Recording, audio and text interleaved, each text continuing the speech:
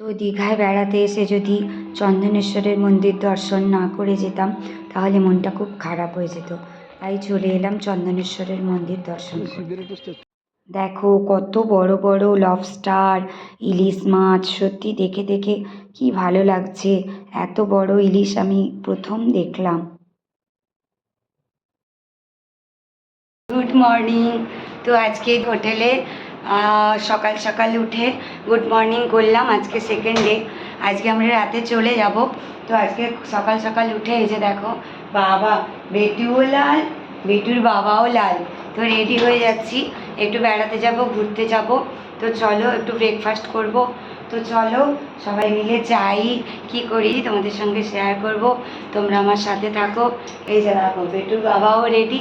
বেটু দেখো, এই যে বেটুও পুরো রেড আর মা হলো ব্লুতে। তো যাই হোক, সকাল ব্রেকফাস্ট করতে হবে। এখন সকালে উঠে পুরোপুরি রেডি, ব্রেকফাস্ট করা হয়নি, খিদে পেয়েছে, বেটুকেও খাওয়াবো। তো চলো যাওয়া যাক। তো গাইস, হোটেল থেকে বেরিয়ে আমরা সি বিচের কাছে চলে এলাম। সি বিচের কাছে এসে একটা রেস্টুরেন্টে ব্রেকফাস্টও সেরে নিয়েছিলাম। এত খিদে পেয়েছিল যার কারণে আর শ্যুট করতে পারিনি। তো ওখানে খাওয়া দাওয়া কমপ্লিট করে আমরা সি বিচের কাছে ঘোরাঘুরি করবো বলে একটু চলে এলাম। সকালবেলাটাও ভালোই রোদ ছিল, তাও হাওয়াটা এত সুন্দর ছিল না, মানে ভীষণ ভালো লাগছিল বিচের কাছে সকালবেলাটা ঘুরতে।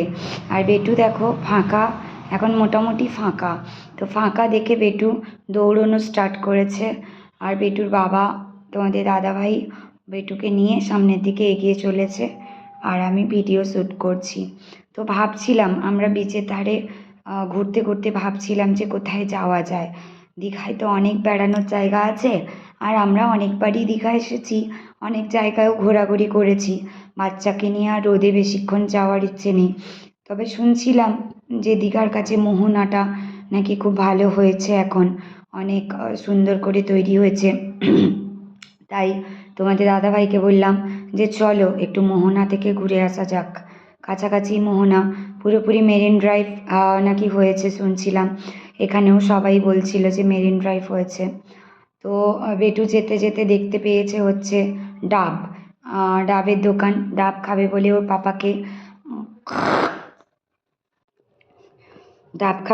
পাপাকে টেনে টেনে পুরোপুরি ডাবের দোকানে নিয়ে গেল। এই যে দেখো ডাব খাওয়ার জন্য চলে এলো। বেটু যেহেতু বাড়িতে ডাব খায়, ডাবটা ও দেখতে পেলেই খেতে চায়।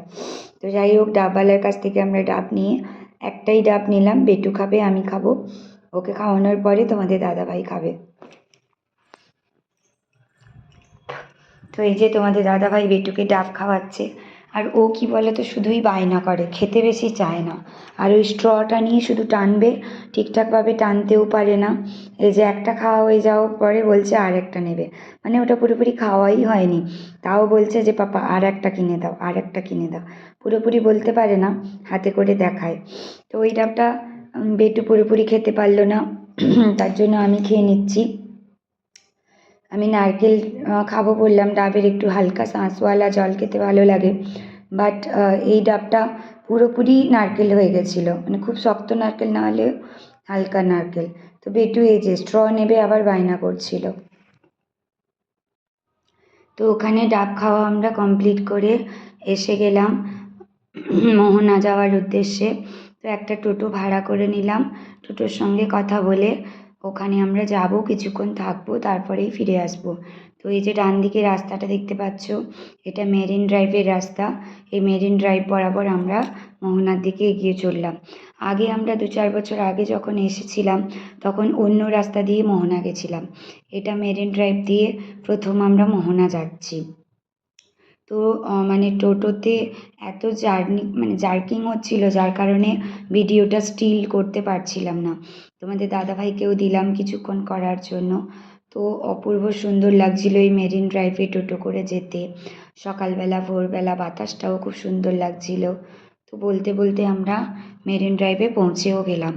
তো ওখানে পৌঁছে গিয়ে দেখো, প্রথমে মাছের বাজার দেখতে পেলাম। তোমাদের দাদাভাই তো দেখে কি উৎসুক, ইলিশ মাছ, কত বড় বড় ইলিশ, কত বড় বড় চিংড়ি। তো দেখো, আর অনেক অনেক প্রকারের মাছ ছিল।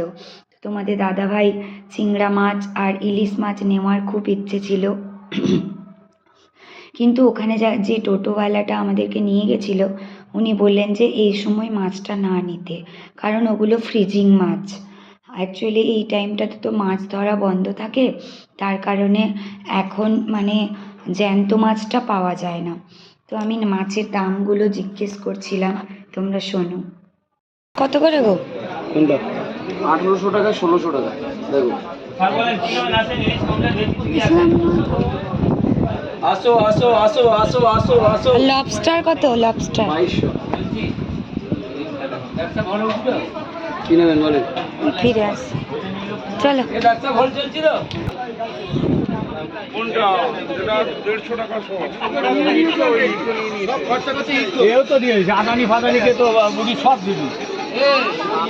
শাঁখা কত করে?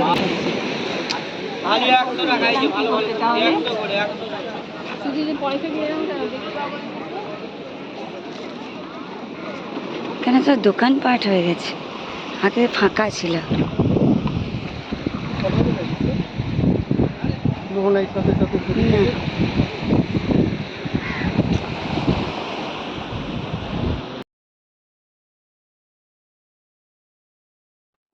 তো মোহনা থেকে আমরা ঘুরে ফিরে, ওখানে এত প্রচণ্ড রোদ ছিল যে বেশি ভিডিও করতে পারিনি, কয়েকটা ফটো শ্যুট করে আমরা চলে এসেছিলাম অ্যাকোরিয়ামে। তো বেটুকে অ্যাকোরিয়াম দেখানোর জন্যই অ্যাকোরিয়াম চলে এসেছিলাম। তো অ্যাকোরিয়ামের ভেতরে যেহেতু ভিডিও করা বারণ ছিল, তাই আমি বাইরের থেকে অ্যাকোরিয়ামের বাইরে থেকে ভিডিও করছি। তো এই যে দেখো তিমির স্কেলিটনটা বাইরে আছে, সবাই জানো যারা দীঘা গেছো। তো ওইখানে আমার বেটু ঘোরাফেরা করছে, ও ওখানে গাড়ি চালাবে এবং ওইটাকে দেখে ওর কি খুশি, ও ভেবেছে কোনো একটা বিশাল জন্তু জানোয়ার এরকম টাইপের। তো বারবার বলছে মাম্মা মাম্মা এটা, মাম্মা মাম্মা এটা। অ্যাকচুয়ালি অ্যাকোরিয়ামে আসার মেন কারণ হলো বাচ্চাকে দেখানোর জন্য। ও যদিও অনেকটা ছোট, ও সেরমভাবে কিছু বুঝতেই পারে না, তাও দেখলো। তো আমিও দেখে নিলাম, আগেও দেখেছি 2-3 বার, এবারেও এটা দেখে নিলাম। সত্যি কি বিশাল বড় না এই তিমিটা, সত্যি সমুদ্রে এত বড় বিশাল তিমিটাও পাওয়া গেছিল, ভাবতেও অবাক লাগে। আমি ওটাই ভাবছিলাম আর তোমাদের দাদাভাইকে বলছিলাম কত বড় তিমিটা।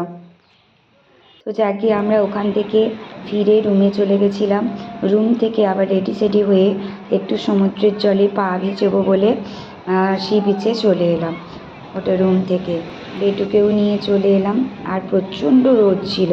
সত্যি কথা বলতে কি ভিডিও একদমই শ্যুট করা যাচ্ছিল না, যতটুকু পেরেছি ততটুকুই করেছি। এই যে তোমাদের দাদাভাই বেটুকে নিয়ে সমুদ্রের পাড়ে একটু দাঁড়িয়েছে, বেটু দেখছে কেমন করে সমুদ্রের জল আসে।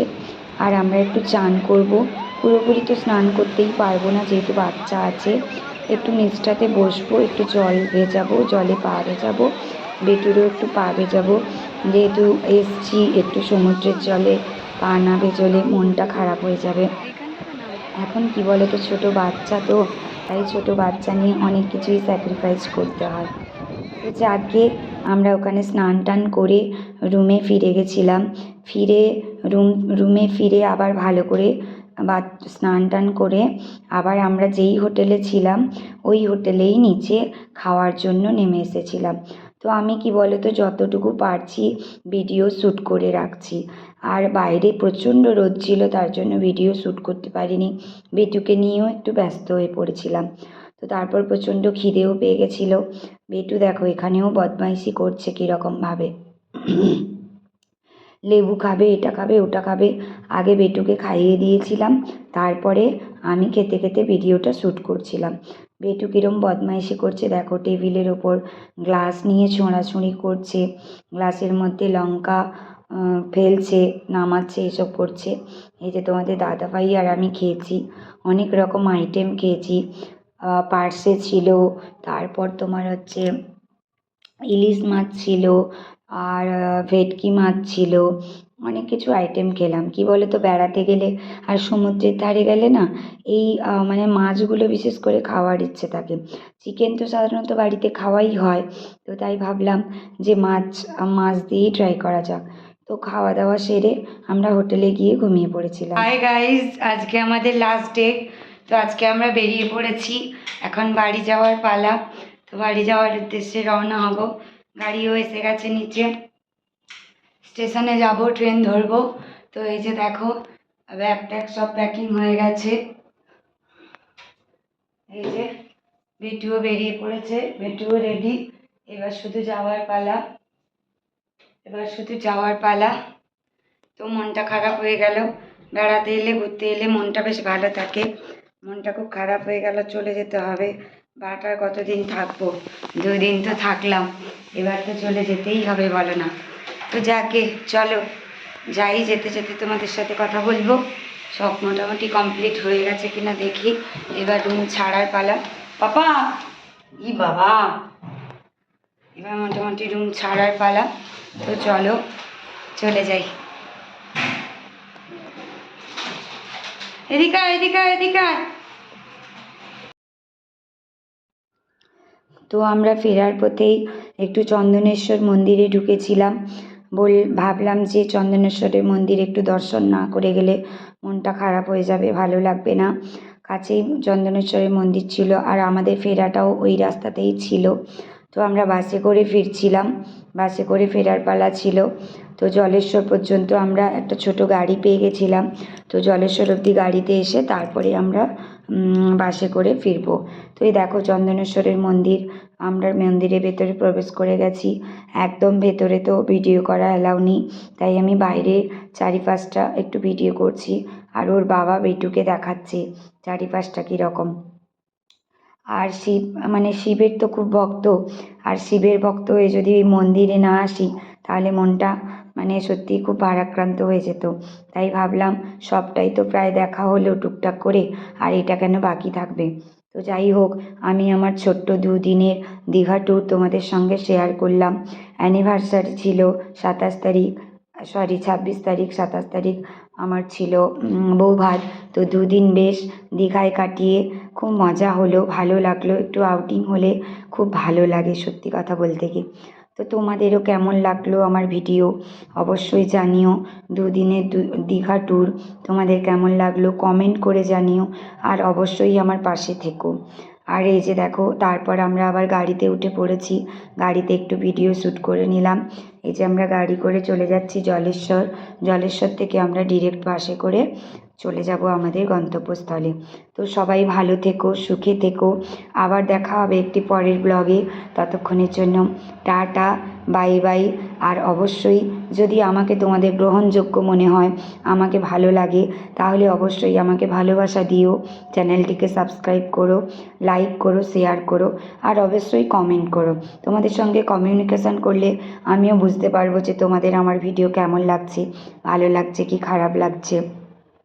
আর আমরা নতুন ইউটিউবাররা, তোমরা যদি আমাদের পাশে থাকো তবেই না আমরা সাহস পাবো, বলো?